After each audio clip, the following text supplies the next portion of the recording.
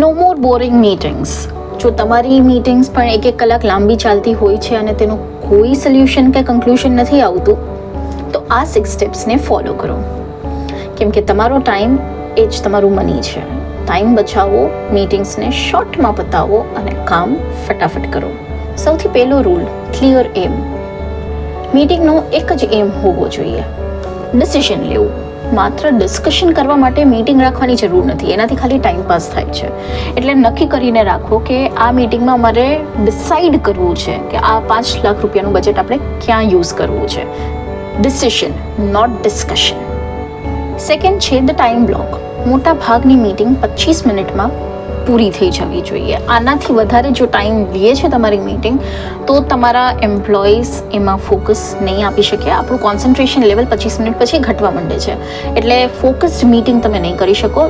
Agenda short રાખો અને decision ઉપર ફોકસ કરો, જેથી 25 મિનિટમાં તમારી મીટિંગ પૂરી થઈ શકે. થર્ડ છે ધ પ્રિપરેશન રૂલ. મીટિંગના એક દિવસ પહેલાં જ તમે ડેટા અને એજન્ડા જેટલા લોકો મીટિંગ અટેન્ડ કરવાના છે એને મોકલી આપો, જેથી એ ડિસિઝન પોઈન્ટ્સની સાથે રેડી મીટિંગમાં આવી શકે.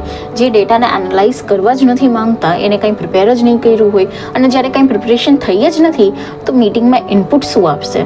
તો એ આખી ટીમનો ટાઈમ વેસ્ટ છે. એવા લોકોને ઇન્ક્લુડ જ નહીં કરવાનું. એટલે પહેલેથી ડેટા આપો, ડેટાની સાથે એનો રિપોર્ટ રેડી હોવો જોઈએ, તો જ એ મીટિંગનું પાર્ટ બની શકે. બાકી એનું કોઈ કામ ત્યાં નથી. ફોર્થ છે ધ ફોન ટેસ્ટ. જ્યારે પણ મીટિંગ ચાલતી હોય ત્યારે ફોનને બાજુ પર મૂકો.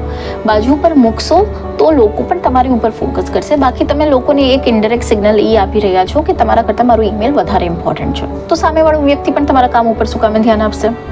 સો phones should be aside. Fifth છે લીડરશિપ.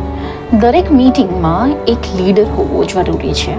એ લીડરનું શું કામ હોઈ શકે? એ લીડરે ખાલી એટલું કહેવાનું જ્યારે પણ મીટિંગ ઓફ ટ્રેક થતી હોય કે આપણે પોતાના ફોકસ, આપણા એજન્ડા ઉપર ફોકસ કરવાનું છે. That's it. સિક્સ્થ પોઈન્ટ છે ધ ફોલોઅપ.